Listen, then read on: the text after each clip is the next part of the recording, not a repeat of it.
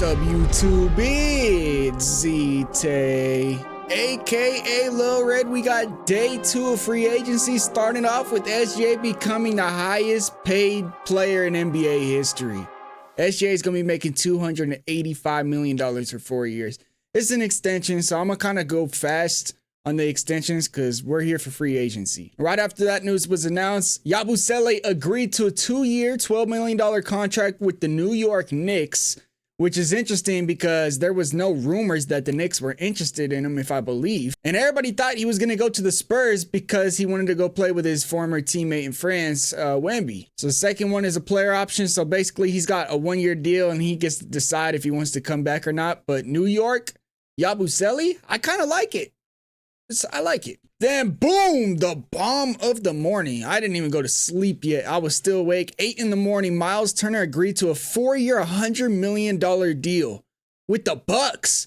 That's the Pacers' biggest rival, the Milwaukee Bucks. Now, it was determined that Miles Turner wanted to go back to Indiana and they didn't want him. And I could kind of tell because during the NBA Finals, I don't know if you guys realize, he was benched a lot. Like they had a short leash with Miles Turner. Like, I know he was the longest tenured veteran of that team, but they didn't treat him like it. Because if he messed up, he was out that game.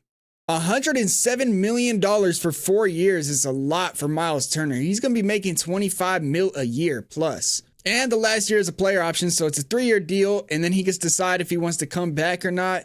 Full 15% trade kicker, so I believe if he gets traded, he gets more money. I don't know if that's how it works. But everybody's like, how did the Bucks afford this? Right? Also, the Bucks were the biggest competition with the Lakers for DeAndre Ayton, so that ain't gonna happen no more. They're not getting Ayton. They get Miles Turner. But right after that was announced, we figured out why and how they got him. They waived Damian Lillard. He's coming off an Achilles tendon tear, and they waived him. And at first, everybody's like, oh my God, that kind of seems horrible and messed up. But apparently, they wanted to do that for Dame so he could pick his next team. And because they waived him and they're stretching his contract, I believe it's like 5-year contract or something, I'm not sure. He's not eligible to go back to the Bucks when he's healthy. So his tenure with the Bucks is done. They're going in a different direction. The Dame and Giannis didn't work out, and it's crazy to think about because I thought for sure that seemed like a perfect fit, and it just never materialized. I believe Dame averaged like 25 points a game with the Bucks, so it's not like he was horrible. I know a lot of Heat fans are saying now, finally, it's our turn. You know, can Dame finally go to Miami? But he's going to be out the whole year. So it's going to be interesting. I also saw a rumor the Warriors were interested in him. I don't know if that's true. I don't. And I don't think that would work at all. Steph Curry and Dame on the same team, that's I don't know. But yeah, $113 million, they stretched it, meaning they're going to, I believe he probably only had a couple years left, and now they're stretching it over like 5 years. So they don't have that money, but they could, I don't know. They're basically loaning money to waive him and clear salary cap space for Miles Turner. So they signed Miles Turner, but they have to waive Damian Lillard. And then I fell asleep. This is 9 a.m. The Kings trade for Jonas Valanciunas for Dario Saric, who they didn't even play at all. Like, I forgot Dario Saric was on the Nuggets. Like, he did not play at all.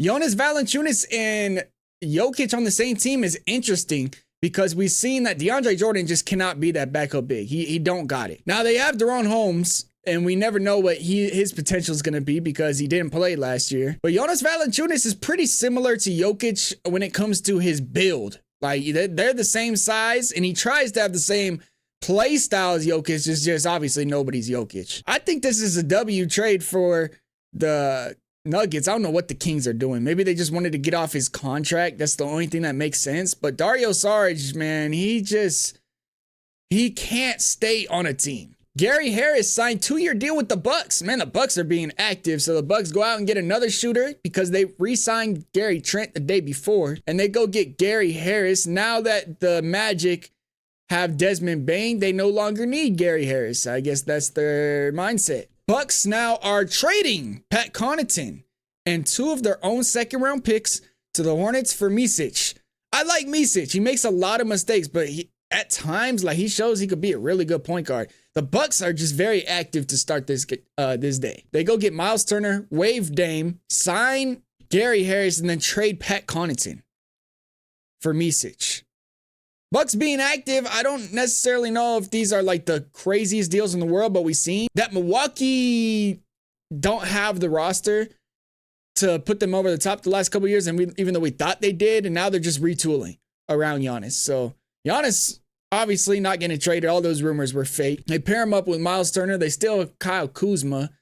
They also re-signed Kevin Porter Jr., which didn't really make a lot of sense to me, but he's at this point the starting point guard. Because they waived Dame, they needed another point guard. They go out and get Micic, who I think is high value. Pat Connaughton going to the Hornets, okay? Dennis Schroder, 3-year, $45 million deal with the Kings. Now, this was kind of expected because everybody was saying that the Kings were very interested in Dennis Schroder. 3-year, $45 million. It's a pretty good contract for Dennis Schroder. Still never forget how he turned down an $80 million contract from the Lakers, but hey, man, nobody will. Kings needed a point guard. Now, they're saying they might be shopping Malik Monk, but I don't know. It might just be clickbait. That there's no real trade market for Malik Monk right now, but the Kings go out and get a point guard, which they desperately needed.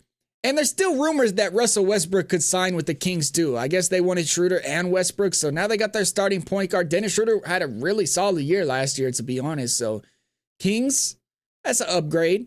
They trade Valanciunas and go get Dennis Schroeder.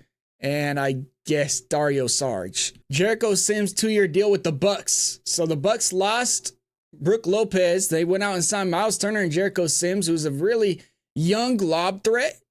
Very raw potential. It kind of reminds me like a Jackson Hayes. Played a career-high 53 games last season, and that's not a lot. Let's be honest. That's missing 30 games. So Jericho Sims just can't, I guess, stay healthy or just get in the lineup in the rotation.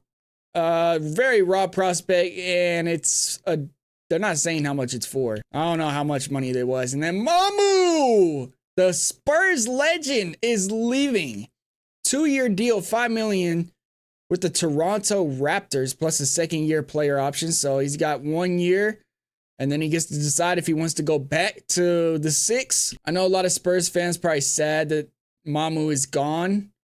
But let's be honest, he was not cracking the rotation anyway. So I'm glad to see him get an opportunity, maybe, which is interesting because I'm pretty sure Dominic Barlow was on the Raptors. I could be wrong, which he's a free agent now, I believe, too. So maybe Mamu's getting another chance, and maybe he gets a chance to actually be in the lineup because I really like Mamu. I think he could be a good rotational player, but he's just not going to get the minutes on the Spurs. So unfortunately, there was no fit for him still.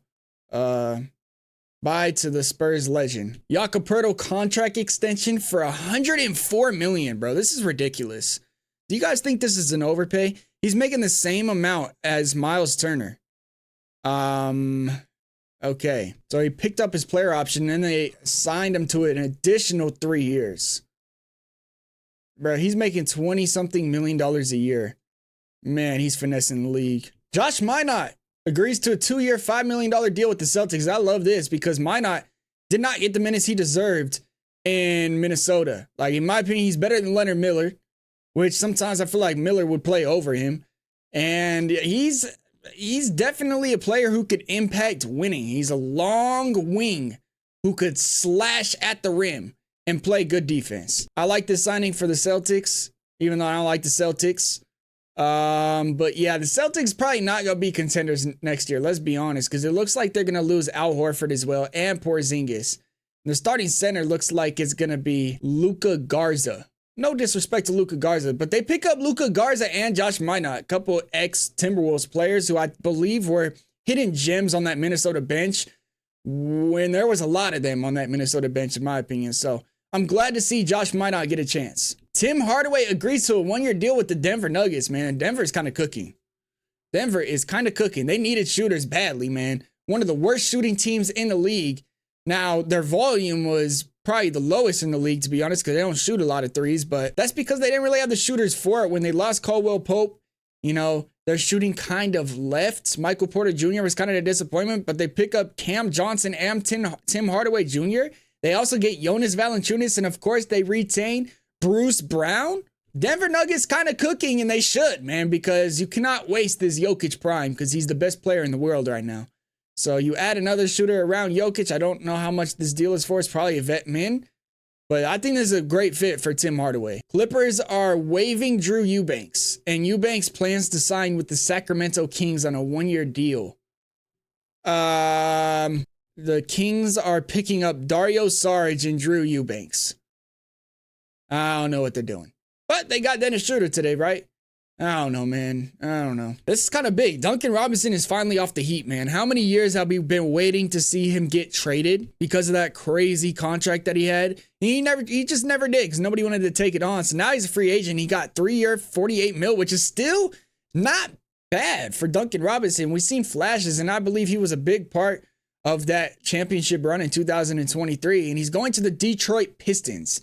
Now, because the Pistons did this, they also, you got to remember they lost Tim Hardaway, and I'm not sure if Malik Beasley's still there, to be honest, but they're losing some shooting, and that shooting is the reason that they were so good last year.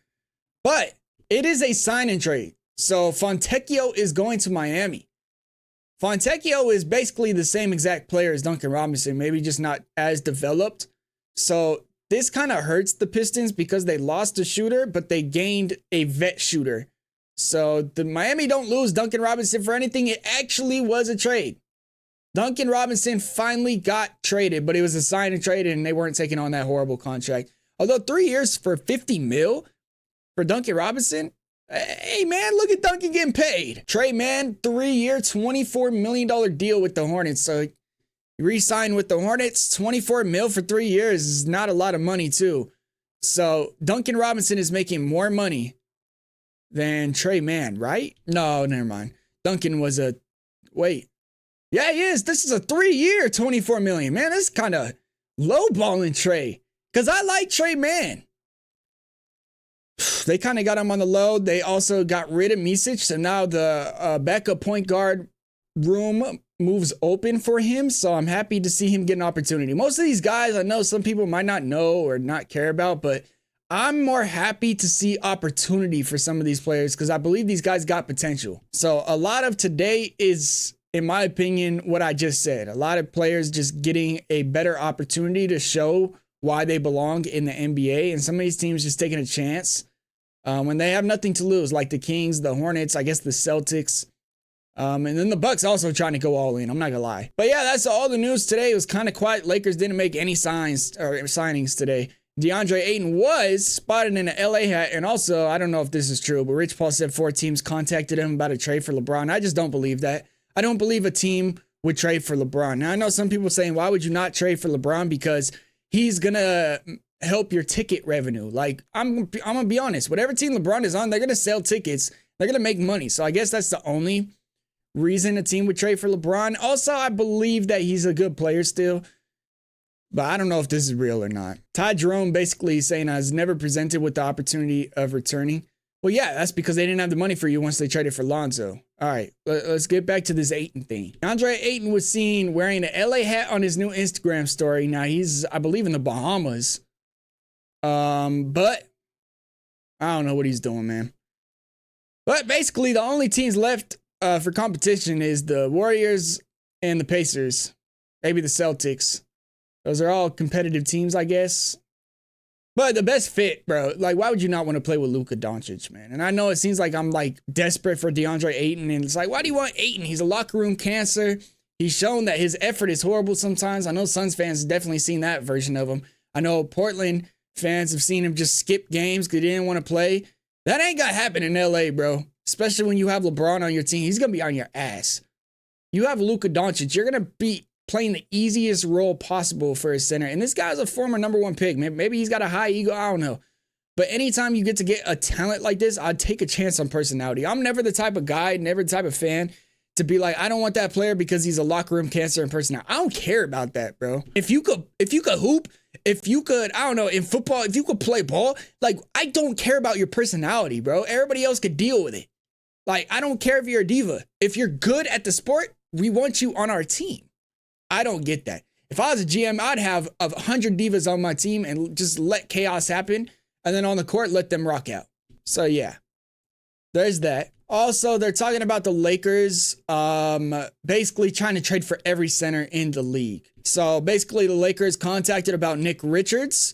They contacted about Yves Missi. I wish they would not trade Missi. Robert Williams they contacted about. Wendell Carter Jr. they contacted about. But they are trying. Like, I'm not going to say they're not trying. They're trying to find the best option. And, you know, Nick Richards. But, like, DeAndre Ayton is there. He's the best talent. Now, these guys would be nice backup signings. And Al Horford is still out there. And I did see that Al Horford might have some interest in LA. But it's all just speculation and rumors and everything. And, you know, I don't know what's going to happen. I just know we're going to sign a center. Like, it's no time to panic. And I'm just happy it wasn't Brook Lopez. I guess, I don't know if it's true, but Brook Lopez basically turned down the starting job because he didn't know about LeBron's future. That seemed fake. I don't know. Like, why are you caring about LeBron when you have Luka Doncic on your team? That's what you need to worry about. Luka's the one getting you open, not LeBron. But I'm just happy we didn't get Brook Lopez or Clint Capella or all these older, washed centers. And I'm going to be honest. I'm going to use the words washed because they kind of are. I want us to get somebody young, up and coming. And obviously, Messi would be the best option of that. And they also said they want somebody to fit the Lakers system, which is we want you to be able to switch onto a point guard. We want you to be able to shoot the ball, maybe. We want you to be able to move your feet and guard a guard. That's basically what they're saying. So that's why we did not go out and get Brook Lopez. I guarantee we probably didn't even offer him anything. That's why we didn't go out and get Clint Capella, because those guys can't do that. That's why I believe the Lakers probably going to trade for a young center or just sign DeAndre Ayton and then trade for a young center still. DeAndre Ayton, even if we sign him, I don't believe he's going to be the only signing we have at the center position. And I believe all these trade talks are in faith and in trust that we already are signing DeAndre Ayton. And I don't know, people are trolling because they're like, that's funny. You think DeAndre Ayton is a survivor. This man is a former #1 overall pick. I understand he's a locker room cancer. I understand he missed games because his road was icy. I understand. I seen the clips in Phoenix where he literally just didn't care in the playoffs. I've seen it. But people forget. This guy was a part of a championship roster. One with Chris Paul, Devin Booker, Cam Johnson, Mikal Bridges. They went to the NBA Finals. He is the former #1 overall pick. He's the best option talent-wise on the market right now. So why would I not want that? I don't care about diva. I don't care about mentality. We have LeBron James. I really got used to it, man. Hey, that's all I'm gonna say, man. Day 2, kind of quiet, but the bomb early was Miles Turner going to the Milwaukee Bucks and the Bucks waiving Damian Lillard. So how you guys feeling about that? Leave your voice down below in the comments. If you guys want to help out the channel, be sure to hit the like button. And if you guys want to stay up to date with NBA news and my reactions to everything as a Lakers fan, be sure to hit that subscribe button. I'm out of here. This is ZTAY. Peace.